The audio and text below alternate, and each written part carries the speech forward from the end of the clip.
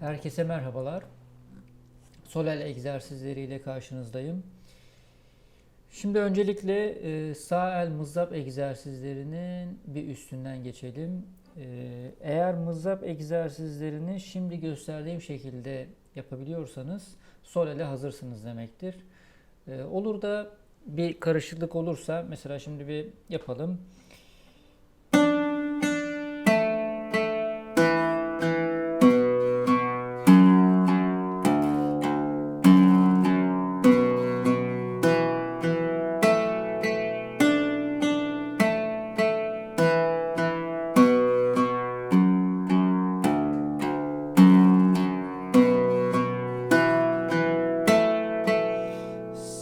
Sağ el çalışmasını bu şekilde yavaş metronomda 60 ya da 80 kesintisiz 5 dakika boyunca takılmadan yapabiliyorsanız, karıştırmadan ve bakmadan Sore'de hazırsınız demektir. Sore'de gönül rahatlığıyla geçebilirsiniz. Ama bir karışıklık oluyorsa, mızrap işte 2'den başladıktan sonra 3'e geçeceğim diye tekrar 2'ye geçiyorsa ya da 2'den 4'e atlıyorsa ya da bir bilekte kasılma oluyorsa size tavsiyem tekrardan sağ el mızrap egzersizlerinin çalışmalarına devam etmeniz olacaktır. Ama dediğim gibi eğer bir aksaklık olmadan devam ediyorsanız sonra da geçebilirsiniz. İçiniz rahat olsun. Şimdi Solel ud enstrümanı perdesiz bir enstrüman olduğu için bu eğitim sisteminde farklı bir başlangıç yapacağız Solel'de. Yani birçok kişi Solel'e başlarken işte misinalardan başlar, ikinci telden ve ikinci pozisyondan başlar. Bu pozisyonların ne demek olduğunu, daha birçok detayları ben zaten videolar içinde sizlere bilgisini vereceğim. Ama bu eğitim sisteminde biraz daha farklı bir başlangıç yapacağız Solel'e. Çünkü bizim enstrümanımız perdesiz bir enstrüman olduğu için bizim parmaklarımıza, Solel parmaklarımıza perde görevi yüklememiz gerekiyor.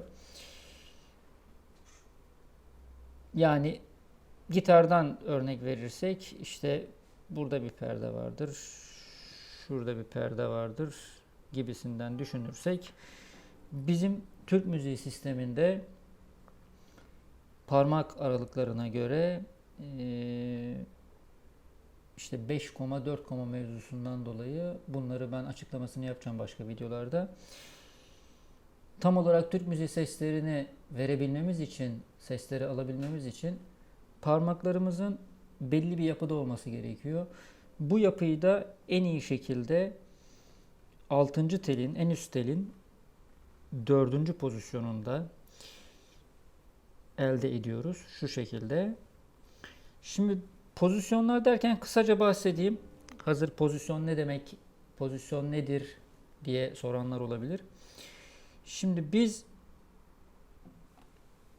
sazımızın klavyesindeki şu bölüm, burası birinci pozisyon oluyor. Yani birinci parmağımız eğer buradaysa biz birinci pozisyondayız demektir.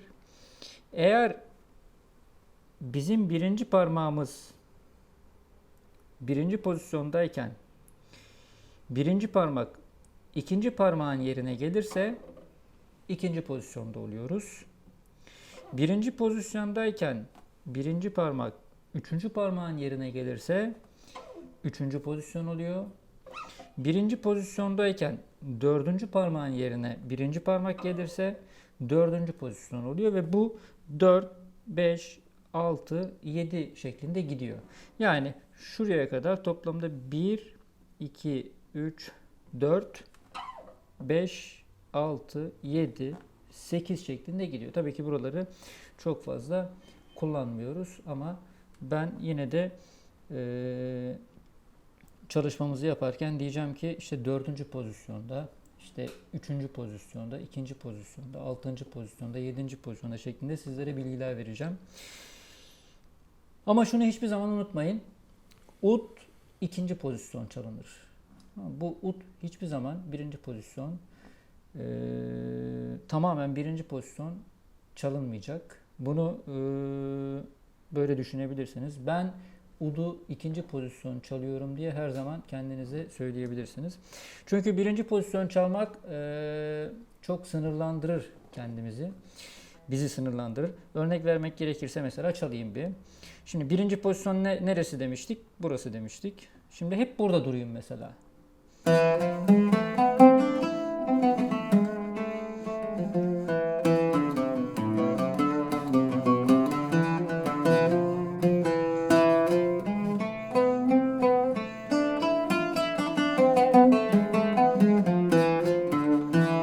Çok sınırlı, çok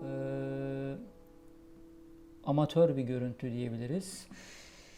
Ama ikinci pozisyon olarak devreye girdiğinde burada mesela tabii ki biz burada birinci parmağı kullandığımız zaman yine birinci pozisyona geçeceğiz. Ama birinci pozisyonda işimiz biter bitmez ikinci pozisyona geri döneceğiz.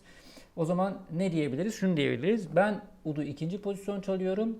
Sadece makam gereği birinci pozisyonda kullanmam gereken notlar, sesler olduğunda birinci pozisyonda o sesleri kullanıyorum. O sesle işim biter bitmez ikinci pozisyona geri dönüyorum. Nasıl yapıyoruz bunu? Hemen gösteriyorum.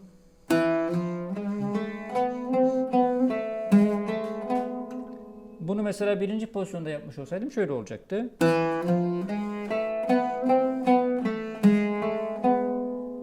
Ama ikinci pozisyonda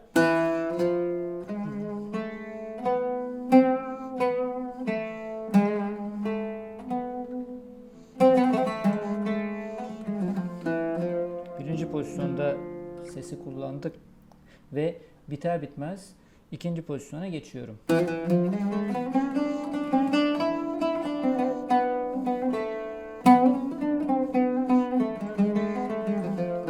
Birinci parmağımız hep referans parmak oluyor yani ikinci pozisyonda 2, 3 böyle gidiyor. Bu bilgiyi vermiş olalım, pozisyon bilgisini. Şimdi gelelim buraya. Neden burada başlıyoruz? Ne demiştik? Bizim enstrümanımız perdesiz bir enstrüman olduğu için parmaklarımıza perde görevi yüklememiz gerekiyor. Çünkü elimizin altında parmaklarımızın altında seslerin yeri belli değil. Ve bu sesleri sadece işte şurası bu ses, burası bu ses diye ezberlemekle bu iş olmaz. Bu sesi hissetmemiz gerekiyor. Bu hissetme mevzusu çalışa çalışa olacak bir şey. Egzersizleri yapa yapa defalarca, yüzlerce, binlerce yapılarak egzersizi o ses otomatikman kulağa yerleşecek ve kulak o sesi artık otomatikman hissetmeye başlayacak ve siz parmaklarınızı bastığınız anda veya ileriye pozisyona gittiğiniz anda o sesi zaten hissederek bulmaya başlayacaksınız. Dolayısıyla ben burada size işte şurası mi, burası la ya da ne bileyim işte burası şu ses, burası bu ses demem şu anda doğru olmaz. Ben sadece size yol gösterici olacağım ve siz egzersizlerle bunu zaten kendiniz hissederek bulmuş olacaksınız. Şimdi Türk müziği sistemine göre bizim parmaklarımıza perde görevi yüklememizdeki en önemli bilgi şu. Türk müziğinde biliyorsunuz, bilmiyorsunuz daha doğrusu, Batı müziğinde ikiye bölünüyor bir ses, 9 ses, 9 komalık bir ses. Ama Türk müziğinde öyle değil, bir fark var. Bu teorik bilgiyi ileride muhakkak duyarsanız ben size bu bilgiyi veririm. Buna çok fazla takılmayın. Ama Türk müziğinde 5-4-5 sistemi vardır. Yani bir 9 seslik bir ses, bir tam ses, 9 koma olan bir tam ses 5 ve 4 şeklinde ayrılır. Dolayısıyla bizim 1 ve 2'nin arası 5 komalık olduğu için birazcık geniş. 2 ve 3 4 koma olduğu için bitişik 1 ve 2'ye göre. 3 ve 4 de yine 5 koma olduğu için 1 ve 2 ne kadar açıksa 3 ve 4 de o kadar açık. Yani biz burada aslında hani şöyle bir şey yok. Bunu istemiyorum ben. Çünkü bu burada sadece 2, 3 ile 4 koma, gerisi yanlış. Yani burada parmaklarımıza şu şekli vermemiz lazım. Doğru sesleri doğru hissedebilmemiz için. Ve bunu kazandırmamız gerekiyor egzersizlerle sol elimize. Bu da tabii kolay olmayacak. Çalışarak ve sabrederek olacak bir şey. Şimdi biz neden 1-2'yi bu kadar çok açıyoruz? Onun hakkında bir bilgi vereyim kısaca. Şimdi öncelikle birçoğunuzun parmakları açılmayacaktır. Yani 1-2 olsun, 3-4 olsun zorlanacaktır. Yani bitişik kalacaktır falan. Açmaya çalışacaksınız. Bu muhakkak böyle açılması lazım. Sonra ileride biz tabii ki burada mesela 1-2'yi kullandığımızda burada yarım ses kullandığımızda tabii ki birbirine yakın. Yani şöyle değil. Ama buradaki mantık şu. Benim her zaman söylediğim bir sözdür bu. Açılan parmağı çok kolay kısabiliriz, kapatabiliriz. Ama biz eğer parmağı açmadıysak onu biz kontrol edemeyiz, açamayız. Yani anlık açamayız. Ama açılan iki parmağı anlık olarak kısabiliriz ya da açabiliriz. Bu da bize bazı makamlarda yardımcı olur bu durum. Transpozelerde yardımcı olur tabii ki. Ama mesela uşak makamında işte birinci parmakla ikinci parmağın arası bu şekilde, örnek vermek gerekirse, açık olacaktır. Burada mesela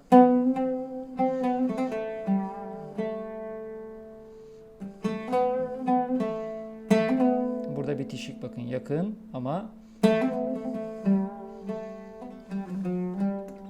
bak açıldı.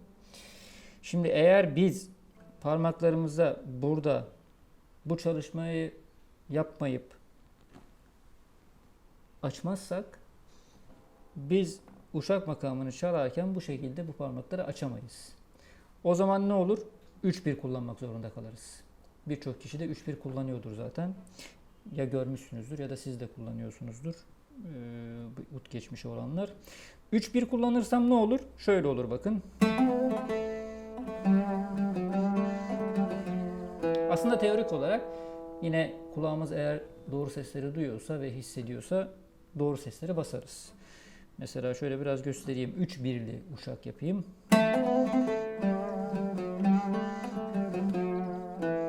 Dolayısıyla 3-1 olduğu için bayağı bir kısıyorum eli, parmakları.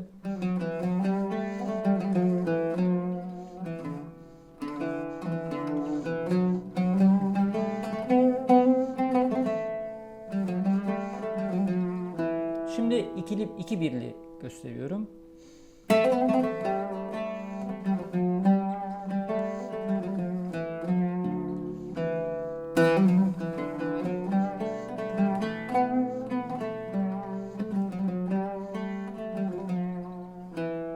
Şimdi diyeceksiniz ki ne fark var?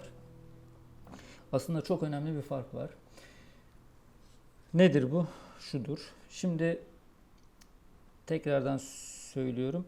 Enstrümanımız perdesiz bir enstrüman olduğu için ve sap kısa olduğu için sesler birbirine çok bitişik, yan yana. Yani şöyle söyleyeyim bakın. Yani en ufak bir milim hareket ettirsem ses değişiyor. Dolayısıyla biz doğru net sesi alabilmemiz için bir kere aralıklar çok önemli. Aralık mantığı, yani 1-3 aralığı, işte 2-4 aralığı, ne bileyim 1-2 aralığı. Bunların bir kere tam oturması lazım. Bir doğru yerde olacak ki 1-2 aralığı doğruysa 2'yi bastığımda doğru ses olacak. İşte bu 2 fa, fa'nın hemen üstünde do var, onu biliyorum diyebiliriz mesela. İşte ben elimin konumu hiç hareket etmemesi lazım ki basar basmaz burada o do sesini doğru bir şekilde verebileyim. Dolayısıyla burada kolonlar var. ben mesela ikinci pozisyondayken o kolondan çıkmamalıyım. Yani elim sağa sola çok fazla böyle oynamamalı. Ne demek istiyorum? Şunu demek istiyorum. Hemen uygulamalı göstereyim. Şimdi 1-2 kullanarak uşak çalıyorum ve elimin genel bir durumuna bakın, gözlemleyin.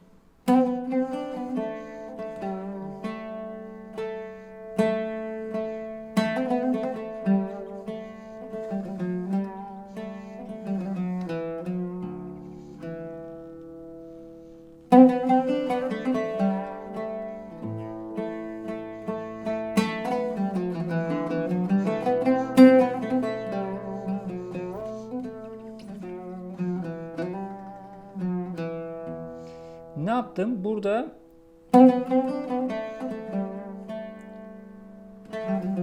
bakın biri basarken bile bu kolondan 2 ayrılmadı. Yani burada el sabit duruyor.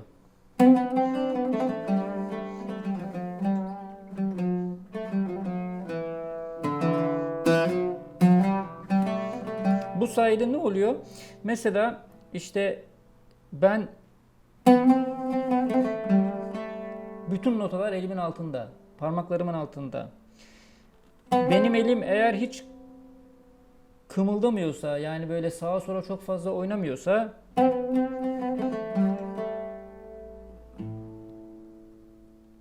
ikinci parmağımın 5. tele bastım, doğru sesi buldum. Bakın bir daha yapıyorum. Çünkü o bu hizada.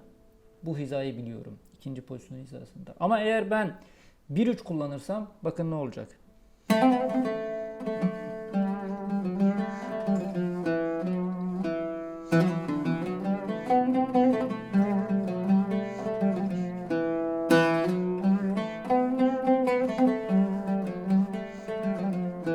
Elim yerinde duramıyor farkındaysanız. Ve ben burada kontrol edemem bir süre sonra. Ben yani elimi buraya bir atarım.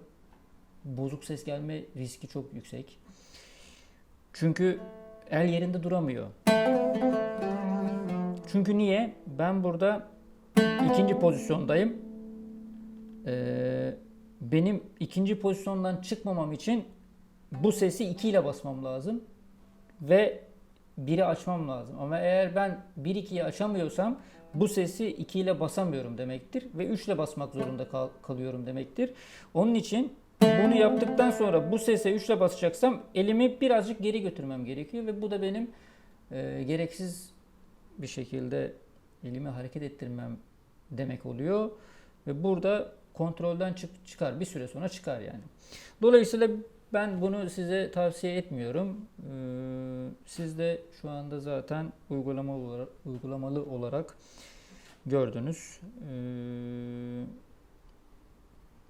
Ut tekniğine aykırı bir durum. Teknik olarak sağlam adımlarla ilerlememiz için bizim pozisyon mantığında ilerlememiz gerekiyor. Ve işin bütün ucu buraya dokunuyor. En baş burası. Son bir şey daha söyleyeceğim. Biraz uzun bir video oldu ama bunlar çok önemli bilgiler. Mesela bu şekil önemli dedim. Bakın şimdi ben normal bir doğaçlama yapacağım ve size bu şekli her yerde göstereceğim. Bakın şimdi.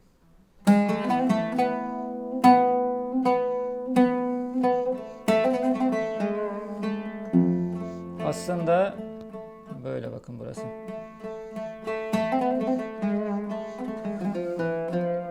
Aslında parmaklar böyle.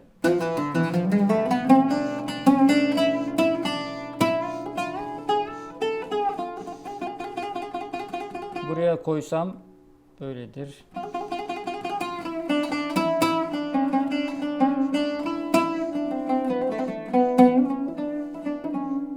Burada böyledir bakın.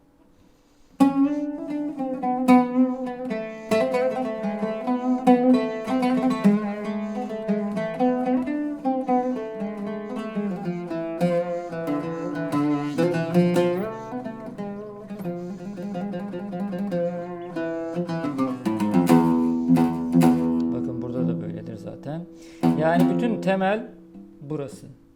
Bu şekli biz parmaklarımızın kafasına vura vura ona öğreteceğiz ve her yerde udun buraya kadar olan bütün noktasında bu çalışmayı yapacağız. Yine her zaman söylediğim gibi burada sabır çok önemli. Yavaş yavaş çalışacağız. Sabırlı bir şekilde, uzun süreli. Şimdi başlayalım bakalım. Şimdi öncelikle parmaklarımızı buraya koymadan önce dördüncü parmağımız bizim referans noktamız. Sapla teknenin birleştiği yerde, kapak, klavye ya da sapla teknenin birleştiği noktada olacak dördüncü parmak. Orada olsun yeter. Daha sonra birinci ve ikinci parmağın arası bu şekilde açık. Üçüncü ve dördüncü parmağın arası 1-2 ne kadar açıksa aynı şekilde yine. 2 ile 3 bitişik. Benim parmaklarım ince olduğu için biraz daha böyle 2-3 tam bitişik değil gibi gözükebilir. Hafif kalın parmaklılarda iyice bitişebilir. Ama daha sonra zaten siz sesleri duyarak bunun düzeltme işlemini yapacaksınız. Şu anda tabii ki mükemmeli beklemiyoruz ama gereken açıklığı yapmamız önemli. Birinci parmağın pozisyonu, en büyük hata burada kontrol edemememiz. Şöyle bir şey vardır. Mesela işte bu tarafa doğru, sola doğru bir dönüş olur. Bunu kontrol edebilmemiz için birinci parmağı bizim 90 derece basmamız gerekiyor. Yani şu telse eğer bizim birinci parmağımızda buysa şöyle basmayacağız parmağı. Şu şekilde basacağız tele. Yani tele böyle gelmeyecek. Şöyle gelecek. 90 derece. Bunu farklı açılarda da göstereceğiz zaten birazdan. 90 derece bastıktan sonra bu birinci parmak birazcık sola doğru yönelebilir. Onda bir sıkıntı yok. Ya tabii ki böyle de olmaz. Anatomiye aykırı. Ama iyice de böyle olması sakıncalı. Böyle de olmayacak. Hafif sola doğru, bu tarafa doğru bir meyil olabilir. Bütün parmaklar, yani özellikle 1, 2, 3 90 derece basacak. 4 90 derece basacak diye bir şart yok. O orada normal bassa da olur. Onu kontrol etmemize gerek yok. Biraz sonra farklı açı yaptığımızda arkadaki baş parmağın da durumunu göstereceğiz. Hiç merak etmeyin. Şimdi biz önce parmakları yerleştirelim ve bastıralım. Tırnaklarımızın dibi beyaz olsun. Böyle bekleyelim mesela. Eğer açılmıyorsa birinci parmağı şöyle geri atalım. İşte parmakları şöyle bir birleştirelim, açalım, ondan sonra bastıralım. Bu konuma getirip bastırarak bekletelim ki alışmaya başlasın parmaklar. Zorlanacaktır tabii ki. Çünkü kolay değil ama imkansız da değil. Çalışarak yapabileceksiniz. Şurası temasta olacak. Bunu bu tarafta daha iyi anlatacağım. Ama şu anda bu parmağımızın, elimizin şu kısmı klavyeye değecek. Her tarafı, şurası çok değecek diye uğraşmayın. Şurası değse yeterli. Bu tarafta daha iyi onu göstereceğim. Şu anda benim mesela şu bölge, yani iç tarafı buranın değiyor klavyeye. Yukarıdan da göstereceğiz onu. Birinci parmak, ikinci parmak, üçüncü parmak 90 derece şekilde bekletiyoruz ve bu şekli vermeye çalışıyoruz.